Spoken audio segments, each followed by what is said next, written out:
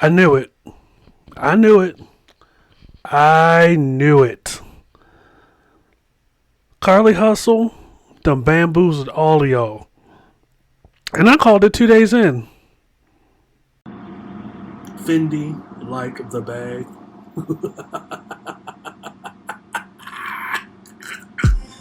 This is the I Refuse podcast. It's Mr. Fox's I Refuse podcast. I'm back again.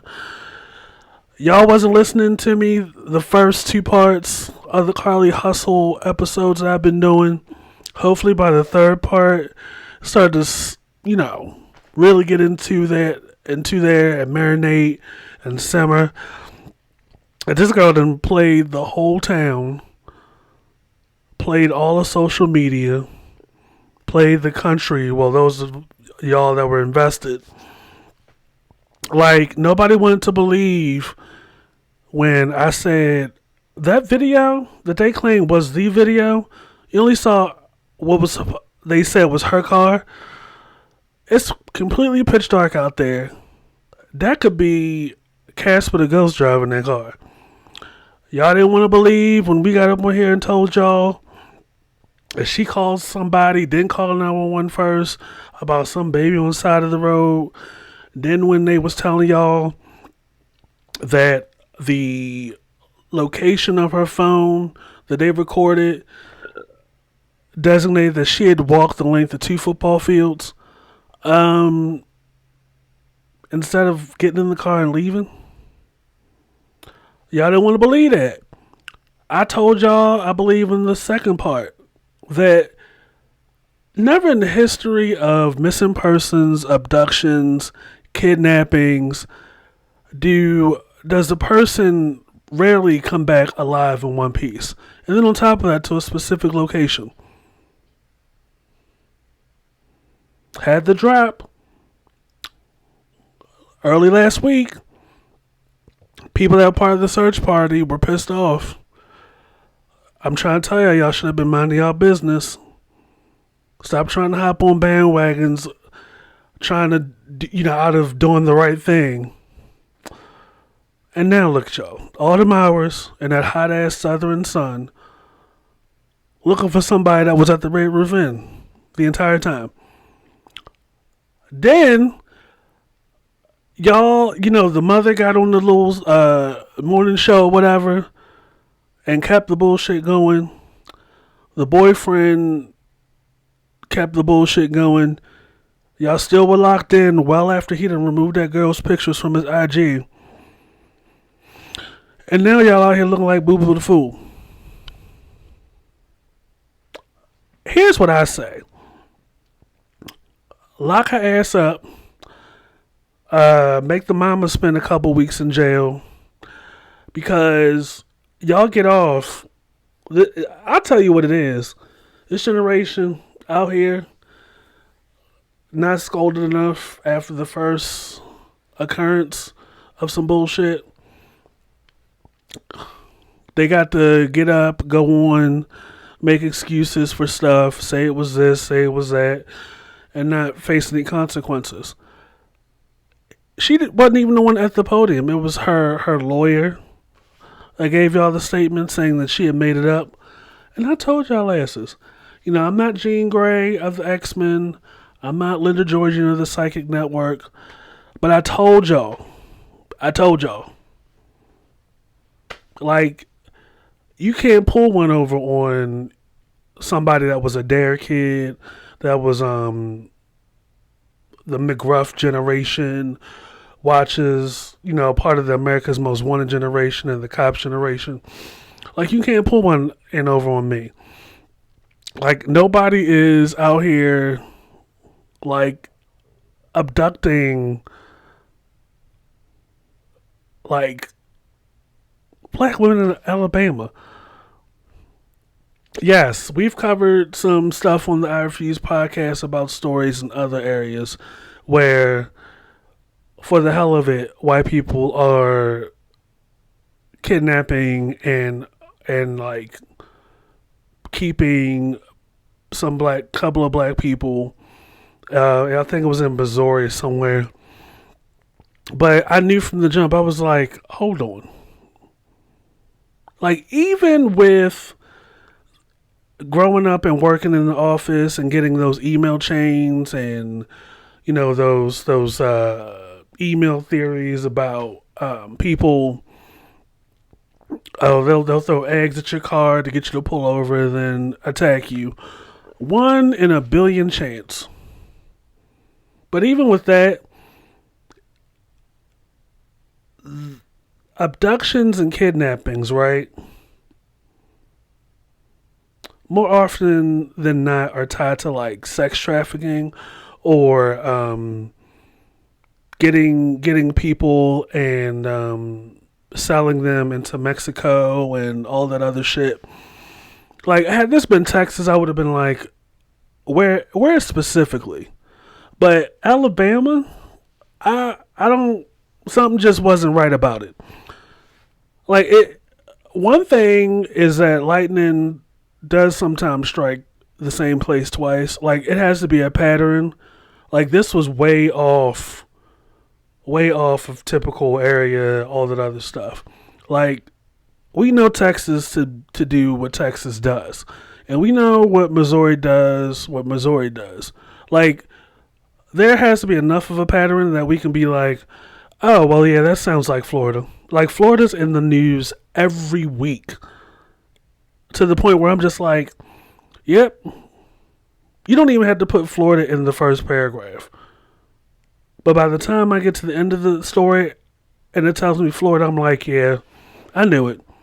I knew it 3 or 4 sentences back. But nowhere is somebody just like, I'm going to go to the deep, deep South and just kidnap somebody off of the highway with had no street lights. Like, that's what's odd to me. Like, y'all don't believe in having like highway lights, especially since there are some areas in the South that are still KKK heavy. But even in the video, I was just like, why is she driving down the shoulder like that? Usually when people are on the shoulder, they're trying to get back on the highway. She kept driving on the shoulder, if that was her car. And even after I put up part 2, I was like, at this point, I'm pretty sure what she saw was a Cabbage Patch doll. Because she kept y'all going for a while. And I think at some point, instead of keeping with the realization that she was in over her head when she was at the Red Roof Inn, that she didn't even, it came across to me that she didn't even come all the way clean when she got back to the house. And the accountability part is actually also on the parents' part as well. Like, you can't tell me, however old you are listening to this, that it's still very much a reality that parents out here are like, my baby didn't do nothing. Even with everything that you know, like, the police and the authorities, like, the stuff is not adding up. Even before that, like, you really, like, the common sense didn't kick in. You were kidnapped and abducted and they returned you. Like, any major crime involving children and adults that are abducted or kidnapped, rarely are they returned. And this is anybody. Now, it's not clear what or the rhyme or reason that this girl decided to do this. But regardless of that, she will forever be nicknamed over here at the I Refuse podcast, Carlee Hustle. Like, come on, man. And, there is part of me that's like, maybe it's something in her mind that just isn't, like, is it, when you get to a point that you're doing this type of stuff for any reason, attention, to be seen, to be validated, for the boyfriend, somebody even jokingly said, for Beyonce tickets, I don't know. Like you really gotta think. Like what's going on? What's going on in Carlee Hustle's head? What's going on up there, girl? I want to know. But I told y'all asses, I told y'all that girl done played y'all. Like you don't. I know y'all want to do shit out the goodness of your heart. I know you want to be part of the effort to like find missing black girls, and unfortunately this is one of those cases that stands to like water down legitimate cases in the gaze of like the government and like the state and the police. Like we already know that most of the police don't give a fuck about us. And here go Carlee Hustle. Here she go. Here she go.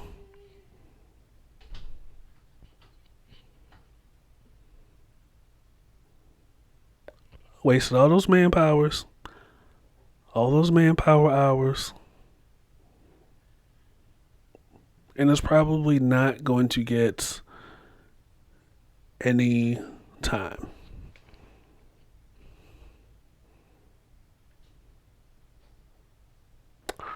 No time.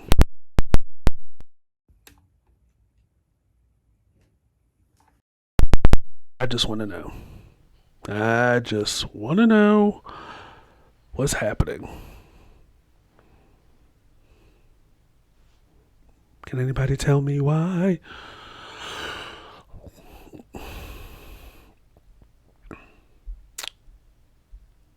But I told y'all on the I Refuse podcast that was some bullshit.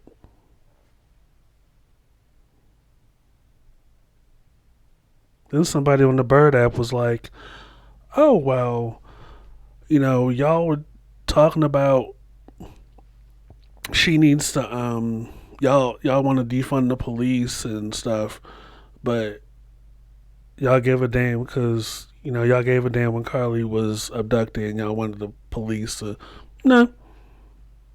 Because a lot of us knew that she wasn't missing and she wasn't abducted. Now, where she was those couple of days, can't say for sure, but no. Because usually when the beginning and the end doesn't make sense, it's definitely a lot more bullshit in the middle. And now y'all know that the girl faked it.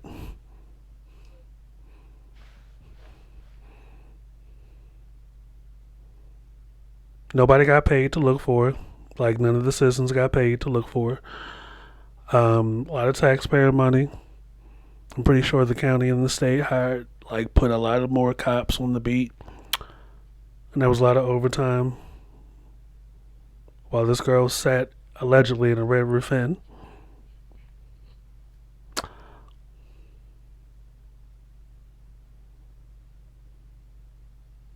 But she'll probably end up serving probably like community service, probably a couple years of probation, mental health checkup at the most. And her mother, probably to the end of her life, is going to be like, she didn't do anything wrong. And she's probably still living at her mom's house at this moment. But I told y'all,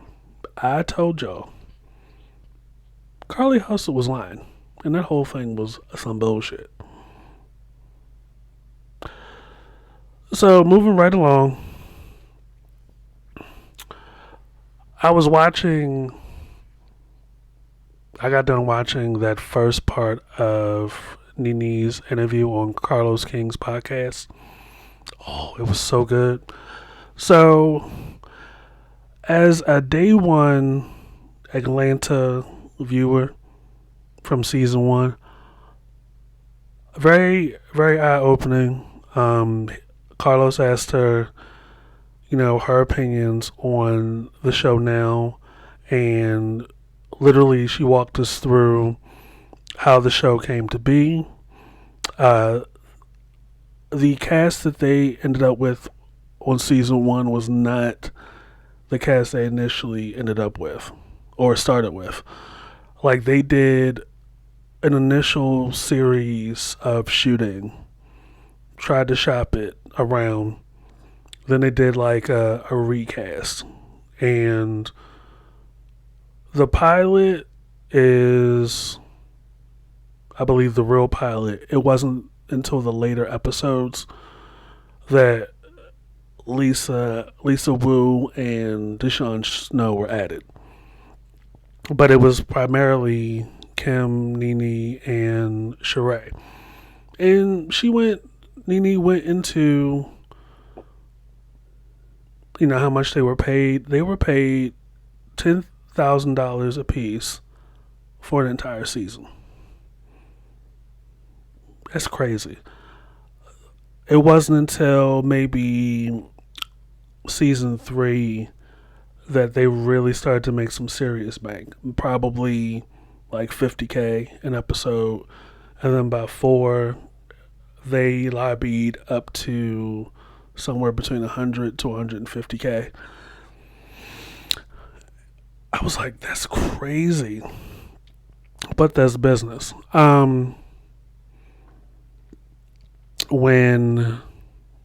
Because Carlos has, at one point in time, was part of Atlanta Housewives almost from the very beginning. But what I also didn't know was that they have multiple producers assigned to 2 girls at a time, and Carlos was at one point in charge of Nene and I believe Candy. When it got time to talk about like the season that Cynthia and Portia came on, and then later Kenya, she definitely felt like Portia and Kenya were great for the show, and that Cynthia was somebody that production wanted Nene to meet off camera and bring on the show. Which explains a lot, because they come from 2 different worlds. Like, Cynthia is a model. I mean, supermodel is a reach, because not a lot of us knew who she was before Atlanta Housewives. When you think of supermodel, you think of Naomi, Cindy, Linda, Beverly Johnson, Iman, like those girls. I mean, quiet as this cap, a lot of us didn't even know that she was with Leon prior to the show, until Leon came on the show. So, looking back, that's probably when you're kind of like, I guess, pushed or suggested to meet with somebody you're not familiar with otherwise. You can kind of see why that friendship didn't work, because that was a workplace. That was a workplace relationship. Whereas Nene, Sheree, and Kim were friends off camera. And I say this all the time in the comment section. I'm like, you can tell by the way Nene argues or goes back and forth with Kim and Nene how it's different than when Nene goes back and forth with other girls in the cast. When it came to Kenya, she got into that too. She started off liking Kenya, but when it got to the point where she started forcing and staging stuff in her storyline, that's when things kind of turned different for Nene. And Nene was like, yeah, that kind of thing definitely turned the direction of the show. Like, the rest of us are being real and you're hiring boyfriends and all that other stuff. So she didn't see it for Kenya, probably in later seasons. And then, of course, the whole Phaedra and Kenya thing, it just started to turn into a circus. The first episode's out. The second one comes out in the 1st of August. A lot of people in the comments are like, she really is like full of herself, and she's saying that Cynthia tried to stop her bag when we all know that she was the one trying to stop her bag. And I'm like, just because you heard Nene say don't watch What Happens Live first and only time doesn't mean there wasn't some behind the scenes stuff.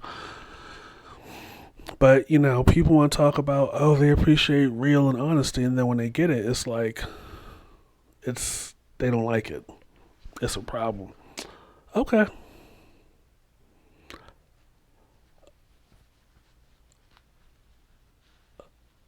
It was an hour and a half episode. She covered a lot of ground. She definitely doesn't get enough credit as the person that essentially built the Housewives franchise. Like, you gotta think, there wasn't a Housewives franchise before Atlanta. And she worked really hard. She worked really hard. There were, Atlanta Housewives did leave the door open for like Love and Hip Hop, um, Jersey Shore, The Kardashians, like a lot of these shows that are on to this day. Uh, but nobody wants to have that conversation. People just go off of what they see on the show and not thinking that in the background there's stuff that's happening too.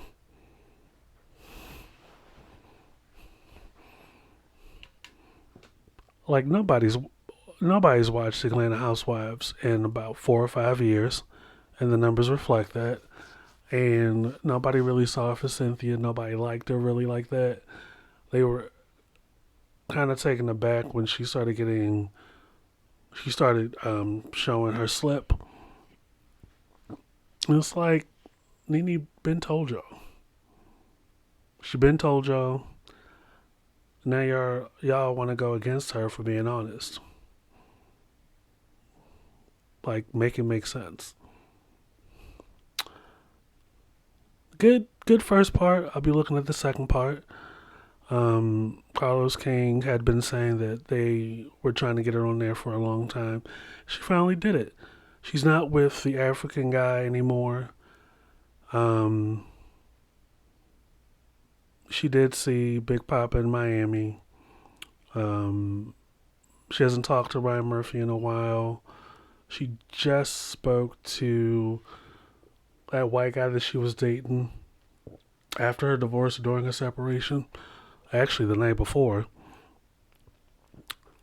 Really good interview. Nice update. Second part comes out soon. And that'll be that for me. It's Mr. Fox, the I Refuse Podcast. Check out the I Refuse Podcast on Twitter and Instagram at I Refuse Podcast. YouTube channel, a streaming platform. Season 4 is out now. Season 5 is coming soon. So we will catch you guys later. Peace.